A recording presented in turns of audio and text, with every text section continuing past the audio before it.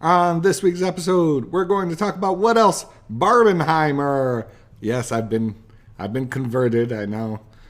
We'll go with the masses and call it Barbenheimer, and we'll talk about these two movies on this week's episode. You're listening to Where We Are.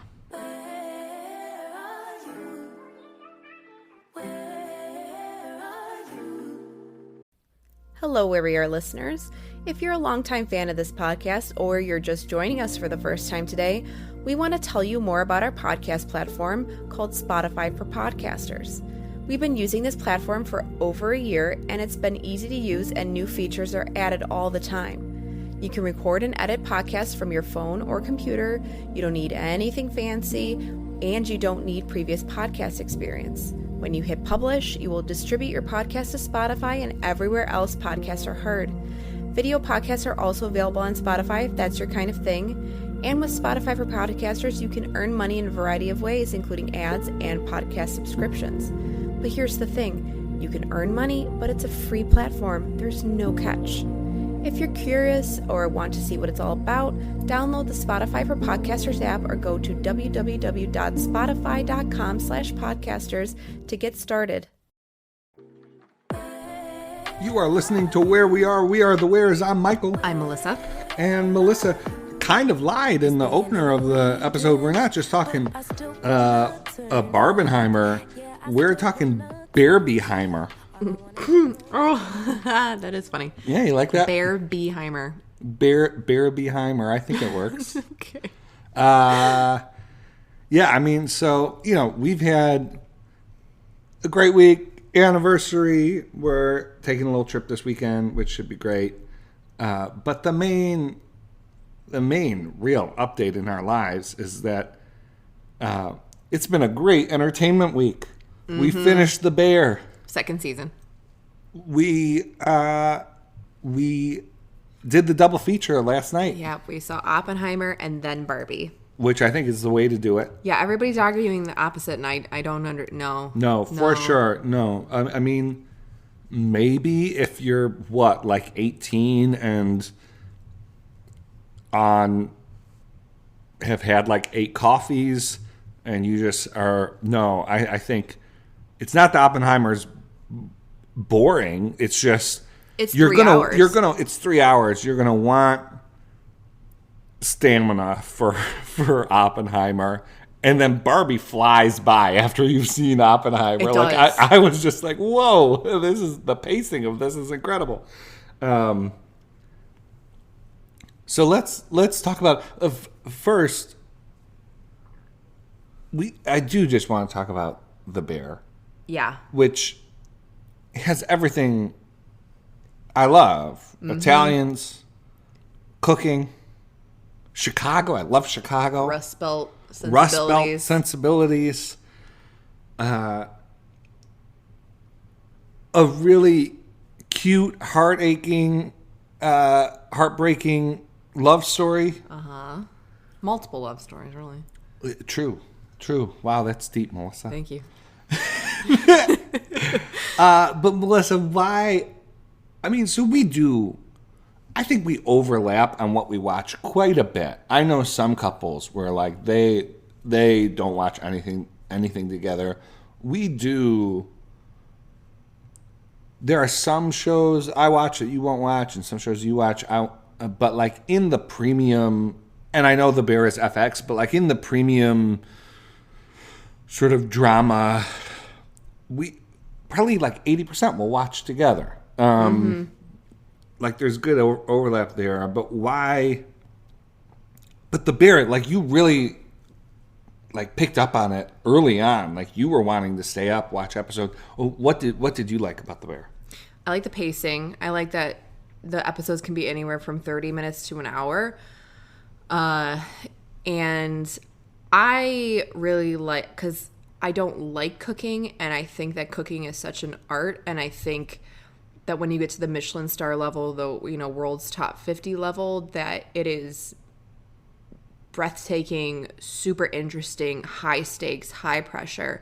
And they tried to bring this into a little Chicago restaurant called The Beef that is a family legacy, that it's handed down from the main character. His name is Carmen, from his brother who died by suicide. And so this Carmi, he is a world-renowned chef, highly trained. They, in the show, they talk about, several of the big names. They allude to like the kitchens of Alinea in Chicago, 11 Madison Park, Noma, which was in the Netherlands or Denmark. Yeah, Denmark, which is closing actually, which is unfortunate. But I love the world of Michelin star cooking, and so it kind of brings you into that. And so far, I mean, the show is so memeable. You hear people saying, "Yes, chef," or "cousin." Just these things, like if you watch it, like you'll immediately know exactly what we're talking about within the first 10 minutes.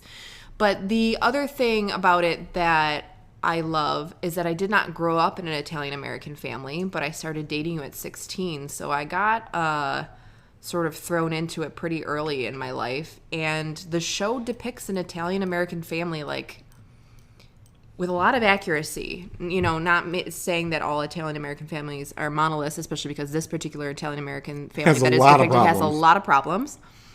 But I identify with a lot of it. The Rust Belt sensibilities I really identify with in it, especially with like working class issues. Like that's sort of intertwined throughout.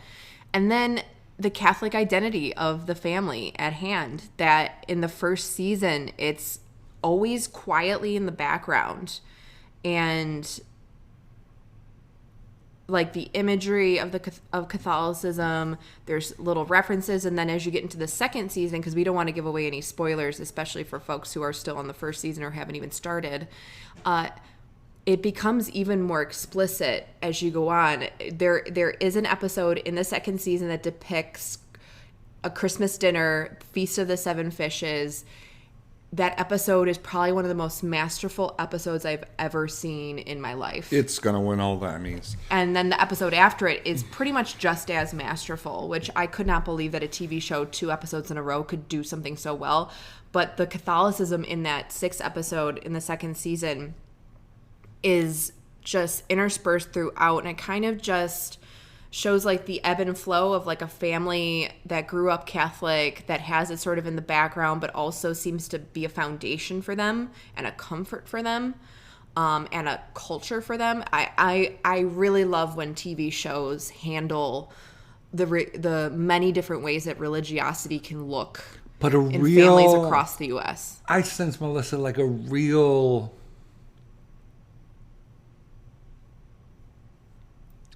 hesitancy to stare Christianity right in the face. Yes. So it's like in the backdrop, but because of the layers of trauma the family has gone through, it is like a comfort, but a comfort that they don't want to get too close to.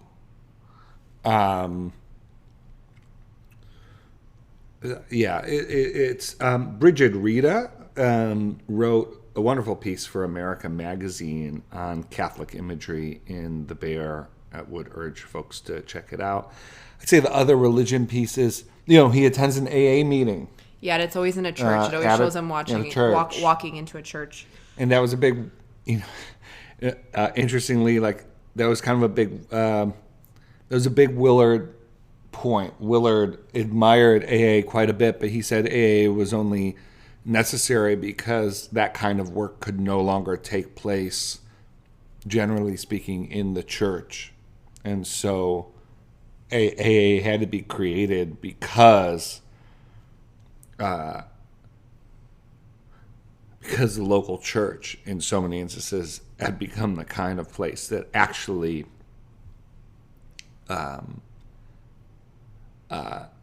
disincentivizes people being honest about what they're struggling with. Disincentivizes sort of. So that's, I guess, just a bit of an aside. But yeah, it's a great show. I mean, it is a lot of some combination of it being a kitchen and the background. There's a lot of vulgarity in the show. Yes. And so, I think with sensitivities there, I do think it's a wonderful, wonderful show. I can't wait for the third season. I know, me too. And so, yeah, would kind of with everything we're talking about on the show. One of the reasons we're talking about it is because we can't wait to hear what you all think of all this. So what do you think about The Bear? Let us know on social media or send us an email. Let us know at whereweare.substack.com.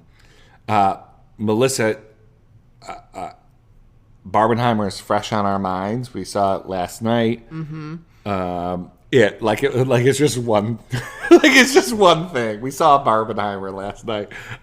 We saw both movies last night. Let's talk Oppenheimer. Okay.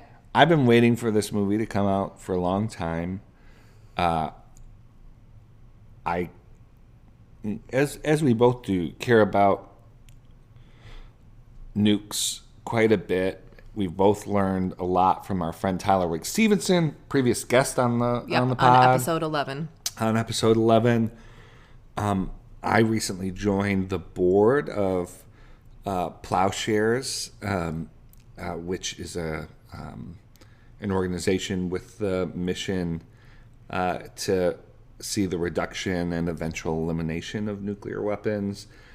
So I was anticipating this movie and looking forward to it. We also love Christopher Nolan. Yeah, I really love Christopher Nolan. We're going to try and avoid spoilers here. Yes. So we'll do the best to avoid spoilers. But Melissa, maybe give a bit of a rundown and a few reflections. And then I have a couple things that I've been thinking about that we didn't discuss. They'll be new to you that we didn't discuss right after we saw the movie. Yeah. But what stuck out to you? What did you think? Yeah, I felt like, because Nolan based this movie off of a book on Oppenheimer, J. Robert Oppenheimer, who, if you look in any history book, for U.S. history, or, you take an international relations course, you learn about this guy as the father of the nuclear weapon. He was basically the project manager of the Manhattan Project, which was based in Los Alamos, New Mexico, during the 40s, during World War II, right when World War II was sort of coming to an end after Hitler had died, but the United States and Japan were still at odds with one another. And Oppenheimer was a physicist. They say that he was a brilliant physicist. And so Nolan switches back between, as he is kind of sort of obsessed with, he tells the story not in sort of linear time, and he uses color and sound in really interesting ways to present Oppenheimer's sort of timeline between being an early physicist in Europe to transferring to the United States, where the type of work that he was doing was not being done in the United States, and then to the point where he joins basically the U.S. military in order to build the first atomic weapon in a race with Germany, and then all of the fallout way after the first two bombs were dropped in Hiroshima and Nagasaki in the 50s, where his security clearance was revoked because of his ties to the Communist Party in the United States. So it follows that trajectory on various timelines, which is super interesting. I always really like when Nolan does that, but I do know that a lot of people don't like that. And I hope that I don't think I've given away much there. No. But that's a basic synopsis. We know where we're going here. And, with the trailer, I really didn't know what to expect with the film. Like, what the perspective was that Nolan was going to take, like who Oppenheimer was, but really the sort of morality and the ethics behind the work that Oppenheimer was ultimately responsible for, and that the United States, the president, the military was responsible for when they did drop the two bombs in the fort and right at the end to end World War II. And I think decidedly that Oppenheimer is presented as somebody who, I think one of the most interesting things that Nolan did was sort of take the idea that scientists during this time, previously with like in the Einstein era, so like the 1900s, I mean, you've probably seen a bunch of different movies that cover the various famous people who founded, new mathematical problems or new theorems, or, invented huge things that, really changed the trajectory of some kind of industry. That Oppenheimer was a theoretical physicist, so he worked really on theory and on ideas. And Nolan takes, no pun intended, this idea that Oppenheimer working solely on ideas and then actually bringing it to the real world was just, Nolan is interviewed as saying it's naive, but in the end, Nolan, I think, also makes the decision to present Oppenheimer as somebody who was responsible for what happened, who made very bad choices by actually taking things further, in terms of saying, okay, yes, let's be in an arms race with Germany to build this atomic weapon. I can help you do it. I'll be your project lead kind of thing. I found that to be very interesting. I think it's the right choice to make. But this sort of theme around what do ideas do and how dangerous are ideas, and this idea that when you sort of spend all of your time in theory, once that theory hits the real world, it has real world consequences. And to be constantly giddy around your ideas, sort of, and come what may, who cares, as long as I get to test out, these theories that I've been working on. Like, that's the sort of like feeling that he puts behind the beginning of the film that I found to be pretty profound and pretty accurate to, I think, a lot of the worst inventions that we've had in human history, and a lot of like the worst movements in history, around how a lot of the times it's from just one idea or a few ideas. A bunch of people say yes to it and don't really care to think about the consequences until things have happened. And that's sort of where Nolan takes you to and has you sit in as the viewer. Yeah, I mean, so I think, and this gets into the movie maybe a bit too much. I don't think it's a matter of, I think there are multiple points along the way in which the ethical considerations do come up. Oppenheimer he's clearly cognizant the whole way through. I don't think there's a who cares kind of attitude. Here's one of the things that what word would you say is said more than any other word in that movie? Oh, that's a good question. Compartmentalize. Oh, yes. And it comes up every single time yes. in the context of security procedures at Los Alamos. That everyone shouldn't know everything. On a need to know basis.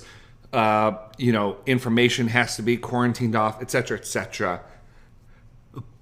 Nolan uses the word so much that today I just could not help but think he meant something else with that. There's no way why it should be such a central idea. And I think it's a double entendre. I think, well, so much of the movie focuses on this compartmentalization as a security measure from others, from the Russians or the Germans, sort of getting information. The real way, the other security measure was everyone involved in making the bomb has to compartmentalize their role. Because if they think about the project as a whole, if they think about it as this is obviously where it's going, then they'd have a culpability that they so avoid taking throughout the whole thing. And so at several times, and usually it's when, rarely is it said in a convincing way, it's usually as a last-ditch sort of effort, like Oppenheimer will say, it's not our role to decide what happens with this. That's not our responsibility. Our responsibility was sort of this part, and it's others. And now, of course, he doesn't act like that. He spends a lot of his life and career trying to influence policy decision. But I do think that double entendre of compartmentalization and almost like watching the movie again with that in mind would be an interesting thing. The second thing, which is I have 3 points. The second point, which is basically what you were saying, which is the momentum that ideas have. The complete inability of the policymakers, of the scientists, of anyone involved to pump the brakes. Mm-hmm. It was like once it was conceived that this was possible, the rest was rationalization. Mm-hmm. And so there's discussion, after Germany's defeated. Well, should we stop now? The whole justification was, yes, this is evil, but there's a great line that's in the trailer, so I don't feel like I'm. At one point, Oppenheimer says, "Look, I don't know if America can be trusted with the bomb, but I know the Nazis can't be." Yep. Oh, yeah. Mm-hmm. And so, just this idea of momentum, the inevitability, seemingly, of technology, and obviously, I think about that. Obviously, in the context of the nuke, as we discussed last night, the bomb depicted in Oppenheimer is magnitudes less powerful than the bombs than the nukes that we have today. Yes. But I also think about it in the context of AI, and think about it. Trust me.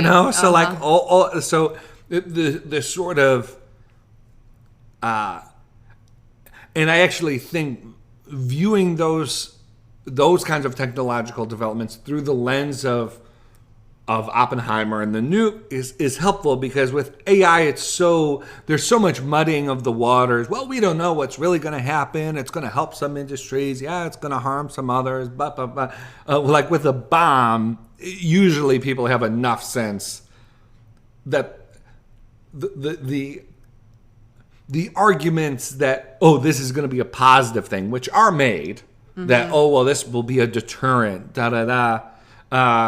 and there's a great exchange in the movie. I won't relay here on that point.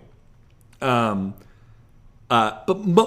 generally, people understand, like the idea that there's a better chance of this working out well. Mm-hmm. Like they felt forced to do it, but it was not. They could not convince themselves like, this is going to be like amazing. Except, some characters do convince themselves of that, and we'll leave that. Here's the third point I want to make. Okay.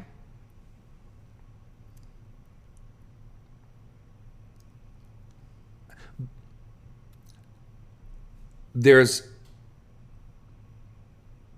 without getting too into details, there is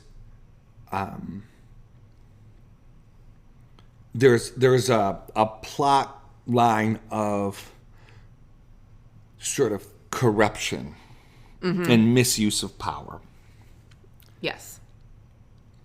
Now, I think what's odd is that it plays out in the government arena. Mm-hmm. However, and so I think it's easy for people to say, people will watch this movie and say how dirty politics is. How, this is just one more example of these politicians are all, awful people. They're all mm-hmm. out for themselves, et cetera, et cetera. But none of the people involved are first and foremost. I mean, none of the central actors, none of the central figures involved are principally political figures. Mm-hmm. They're in science, which is supposed to be this unassailable sort of no science. We just go based on the evidence and research. And if, in other words, I think the movie has as much of a condemnation for science as it does for politics, if not more for science. So many of the scientific processes are gamed. There's so much like small p politics in whose ideas are able to prevail, who wins like faculty disagreements. And I think I think a lot of people are going to miss that. I think a lot of people are going to read they're going to read the small p politics stuff as government, politicians, policymakers being self-interested. You watch this movie with the idea that and I'm not trying to, this isn't science is the worst. I think what it is politics is not the only arena where this stuff happens, and B, that it's human nature. It can't. It is what we see play out in human relations, and one of the reasons why we so often attribute it to politics is that politics is such a fundamentally human endeavor. Yeah. But watch this movie intentionally keeping in mind that this is academia, this is science. Yes, there are some government folks involved, but I think that's a really incisive aspect of the film. Yeah, I think I don't think what I sort of discussed at the beginning was as articulate as I could have made it, because that third point is kind of what I was starting to try to get at, but I don't think I had fully formed in my head, is that Nolan really focused in on the ivory tower here at the beginning and the kind of arms race that happens in academia around ideas. Yeah. And this arms race to be published, to be the first to be published, to get to the idea first, to have an original idea, which it's very funny at that whole point of where there is like the sort of race to, can there actually be a bomb? Who's actually solved the math problem that it takes to even jump into actually being able to create the bomb and enrich the uranium or plutonium? It reminded me of A Beautiful Mind, where the entire, that's a Ron Howard film, came out in 2003, starring Russell Crowe, and the entire motif behind that film was John Nash, who created game theory, widely used, changed the industry, changed multiple industries, idea and economics, that John Nash was obsessed with one original idea. And it showed the scientists constantly in competition with one another, again, the small p politics, in an arms race themselves to be the first to the idea, be the first to take the theory into reality. And it's not I didn't articulate who cares. It was the hubris behind it all. Yes. That sort of took all of the moral checks and the ethical checks that did come along the way, where there would be a bit of doubt, and then the compartmentalization helped to sort of suppress all of that. Like someone else is going to do it. If I don't do it, but the hubris, was the driving it bulldozed all of the ethical and moral questions until, in the end, Nagasaki and Hiroshima, I don't want to give away exactly how it's depicted in the film. Nolan made clear choices about it. I don't know if I exactly agree with how he chose to represent the two, but it is wildly powerful. I bawled my eyes out. Yes. Mainly because, I'm already very aware of what nuclear weapons do, what they are. I actually at one point was trained in how exactly they're built. I could do the math kind of thing. It was very complicated, but it was in order to understand the magnitude of the things that humans have built. but the kind of just pure chaos and destruction that this particular idea wrought on the world, and it's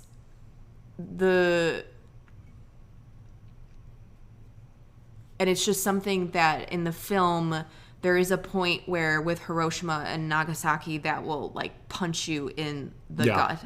Join me, 48 Hours correspondent Erin Moriarty, on my podcast, My Life of Crime, as I take on true crime investigations like no other. This season, I'm looking into the labyrinth of crime and secrets within families. I'm cutting straight to the evidence and talking to the people directly involved, including investigators and the families of victims. Listen to My Life of Crime with Erin Moriarty wherever you get your podcasts.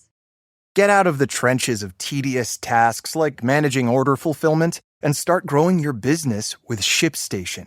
They'll help increase profitability by automating your workflow with their simple, easy-to-use dashboard. With it, you can pretty much do everything you need to quickly and easily. Update order information, print labels, compare rates, optimize shipments, and even set up automatic delivery notifications. And it doesn't matter where you sell. Amazon, Etsy, eBay, Shopify, ShipStation can integrate pretty much anywhere online. Another great thing about ShipStation? They can help reduce costs with industry-leading discounted rates from some of the biggest mail carriers. You might even be able to get up to 89% off USPS and UPS rates. So, make this year your most profitable one yet. Sign up for your free 30-day trial at ShipStation.com and use the code Spotify. That's ShipStation.com with the code Spotify. Yeah. One last thing, and I think this sort of dives deep into the points that you were making as well in terms of the small p politics amongst the players at hand, is that in the end, Nolan very cleverly with Oppenheimer and with another character, because I just don't want to go into details, between Oppenheimer and another character, there is mutually assured destruction between the two of them. Yes. No. You need to spell this out for And folks. so mutually assured destruction is just a concept in nuclear warfare that says, and it's specifically between Russia and the United States, the two nuclear powers that hold the most warheads, weapons that can deliver the warheads, is that, say Russia fires at the United States will respond, and the two are so armed that we will destroy one another. It's mutually assured destruction, which is part of... It's something, the deterrence thing that you mentioned before, that is mentioned in the film early on as a sort of like, hey, this is okay that we're doing this because actually this is going to bring peace through deterrence. Well, it's also peace through mutually assured destruction, that nobody wants to set off another bomb after Hiroshima and Nagasaki because we will all die. Yeah. Just to be frank. And in the film, Nolan, I think, just is so clear with Oppenheimer himself. I don't think that there's really redemption for him in the film. I see some people saying, oh, like it was morally complex. And I'm like, I don't think it was complex at all for Nolan. I think he pretty clearly stands on the side that Oppenheimer made some really poor choices. And by poor choices, he had blood on his hands. And then there's another character involved, but I'm not going to go deeper into it just because I know many listeners have not seen the film yet. Yeah, but you did lean over to me, say the phrase mutually assured destruction, and I was like, yeah, I would not have thought of that, but that is exactly right. And I can't wait to read a quote where Christopher Nolan, refers to that. All right, let's move to Barbie. Yeah, Barbie was super interesting. Very interesting following Oppenheimer.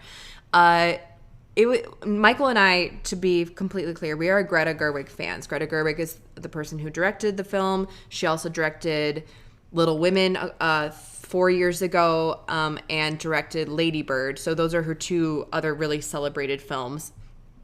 And I think she's just a director who's deeply earnest, is a beautiful screenplay writer.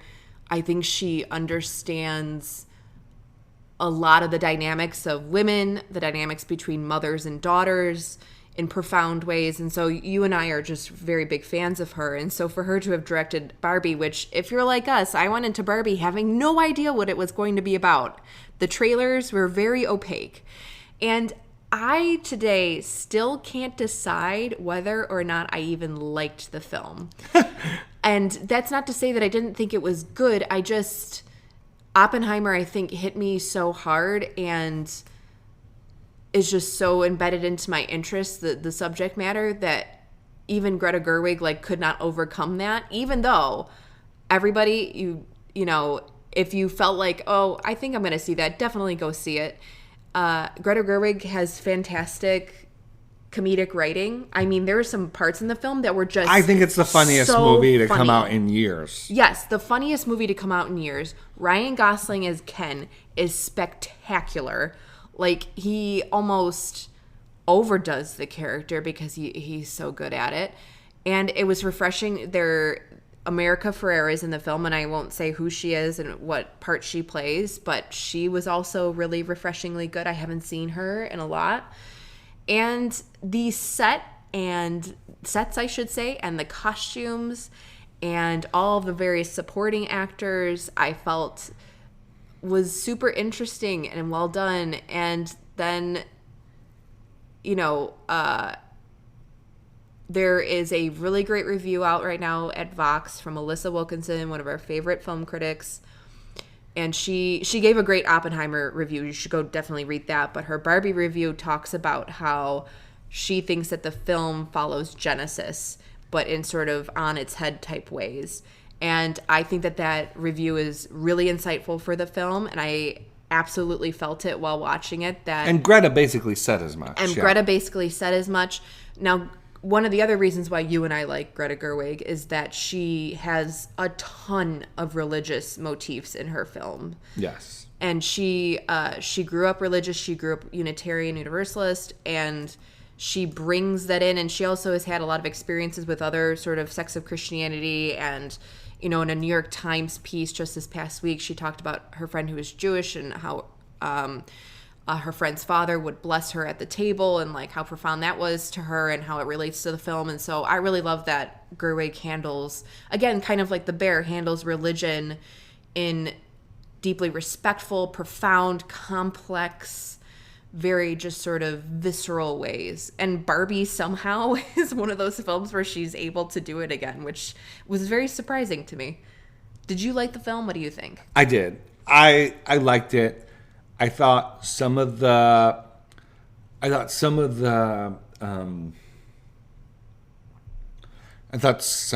politics felt outdated and just trying. Yes. Some of the little political throwaway lines felt beneath Greta. Yes. I do think there's a self-consciousness in the film that this is a Mattel, this is a corporate prompted movie. And so basically, for those who don't know, Mattel, this is the first in what will be a series of movies that are focused based off of Mattel IP. And so Mattel really wooed Greta Gerwig to do this. Greta insists that she had creative control, but they also discuss that there were conversations and that Mattel executives pushed back on some parts and some concessions were made, others were not. And I feel like there's a self-consciousness through the movie that I felt like some of the political lines were trying to make up for that. Yes, I agree. And I think lacked some of the depth of what we know Greta is capable of in terms of, at least on the surface of sort of political and cultural commentary. But here's the thing, is if things had to be written the way that they were written, I wouldn't want anybody else but Greta Gerwig to deliver it, because she did her best, and you could tell, kind of thing. No, so I want to be clear. I think it deserves awards. I think it's a best screenplay nominee and probably winner. Yeah. I think it is such a It's clever. Clever, surprising, deep take. You know, it was interesting.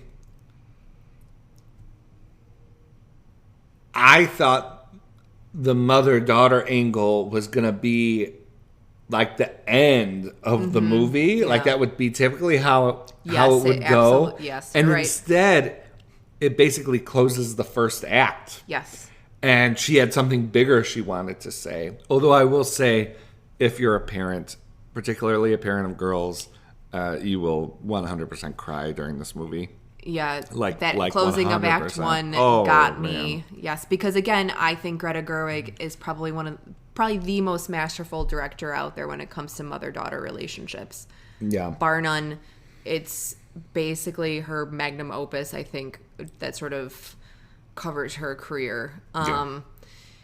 Yeah. So I really liked the movie. I thought that it was life affirming, as all of Greta's work is. Yes, and one of the things that I said last night was, while Christopher Nolan's film was about the denigration of ideas or the consequences or the destruction of ideas, the destruction that ideas can have, is that this film, Barbie, is definitely a celebration of ideas. So to actually have them marketed together was kind of hilarious in that way, because you have one and the other sort of happening. And I felt like the marketing around Barbie was one of the wildest things I've ever seen. I have never seen marketing so penetrating in my life. I see Barbie everywhere, teamed up with like hundreds of brands. They've built entire homes out in California that are Barbie dream homes. And so I think that that's something that needs to be talked about a bit more. And then I do think that the previews that we saw with both films were fascinating to me, because you and I don't really go to the movies a lot anymore because COVID happened and children happened. And I used to really look forward to... Two very different things. Yes. It's not... she means those in two very different ways. So before before both of those things happened, previews, trailers used to be one of my favorite things about going to the movies, because especially if you would see a big blockbuster or one of the films that you know was most likely going to be up for at least an Oscar or two, it would always come with fantastic trailers. And I felt like the trailers were lacking before either movie. And then with this strike happening with writers and some actors, and we know that a bunch of stuff is about to be delayed for several years, I kept on thinking to myself that we're about to hit a dearth possibly of the culture making that happens out in Hollywood and in filmmaking and TV making elsewhere, that makes me a bit nervous. At least we have Dune 2 to look forward to. At least we have Dune 2. We know correct. Dune 2 is going to come out. Yeah. But I do think that Barbie and Oppenheimer coming out in this time in summer of 2023 signals, I think, a few things about how people are feeling culturally and socially. Where with the UK, I went back and listened to our episode 11 on nuclear war with Tyler Rick Stevenson, and it was a week after the Ukraine war started. And, the first 3 to 4 weeks of the Ukraine war last year in 2022, a lot of the conversation was around, wait, hold up. The United States has how many nuclear weapons, and Russia has how many, and Russia might use nuclear weapons in Ukraine. What does that mean? Who would die? Would this spread into Europe? Like, you had people thinking about nukes again. That it's interesting that Oppenheimer has come out this year and people thinking about that kind of destruction, whereas Barbie is also kind of reflective of like a big cultural icon, also from around similar times that Oppenheimer actually takes place in, because the original Barbie was created like decades ago and during a very different time, and Barbie used to represent a certain kind of thing and has evolved throughout the years, and that's kind of what the Barbie film is about. I think these kinds of reflections on these ideas from the 40s, 50s, and 60s coming out now at a time of a lot of political, social, cultural upheaval is interesting to me. I don't have fully formed thoughts on that. And I don't know if I've been clear at all with the opener I've just given, but do you have thoughts towards that, Michael, before we end? Yeah, I mean, I think both. I think the fact that they were released together, it's like a brief survey of the wreckage of the 20th century. Two very different takes in very different ways, but the sort of curdling that took place in the 20th century, there was the idea heading into the 20th century that we had finally gotten beyond religion and religious wars, and because of that, like, we were on the brink of peace, and then World War I happened, and World War II, as Oppenheimer covers, there was this idea that sort of in the post-World War II institution building, and really you could think of the nuke as a kind of institution, like that these were all going to be supporting structures of peace. And of course we look back and see just how foolish that was, and how foolish some of the idealistic technocratic thinking of the 20th century was. And then you look at Barbie, and I think the tension of the movie, and it opens up with this idea that Barbie, at least in Greta's telling, like, Barbie announced this sort of liberation of women,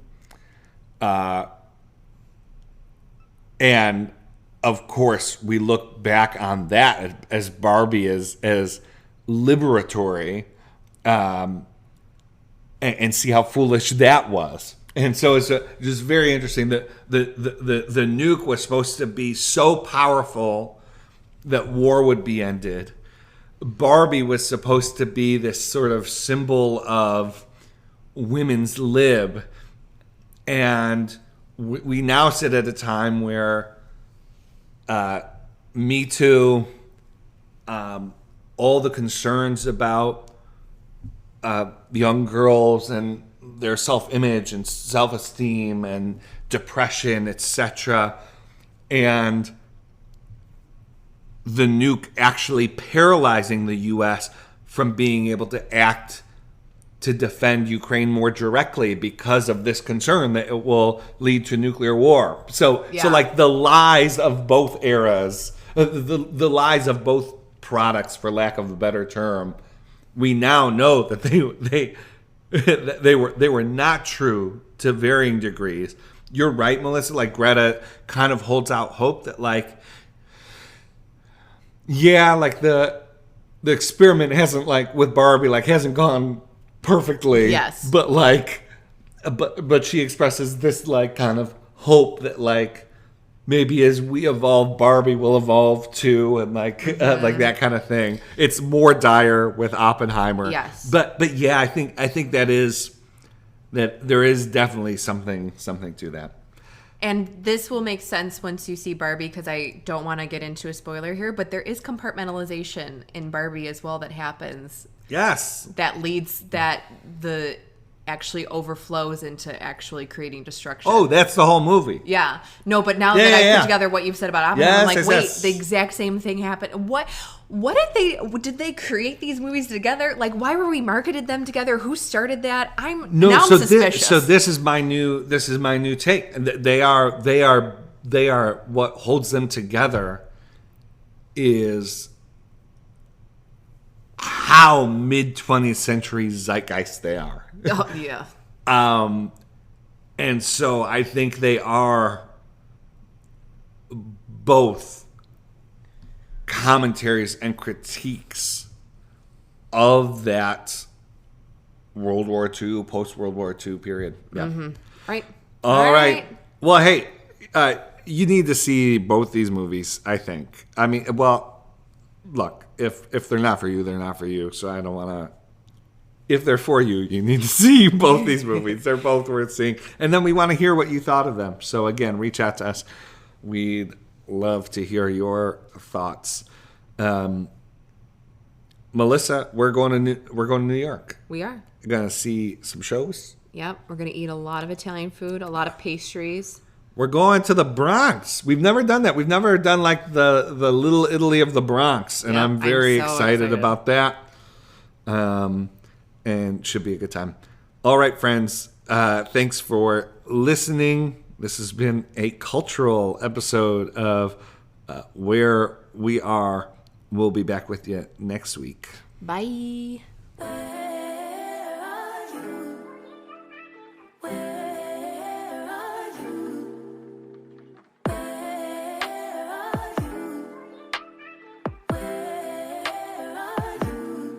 It's the end of the weekend, but I still wanna turn up. Yeah, I still wanna turn up. All I want is to go again, but you ain't picking your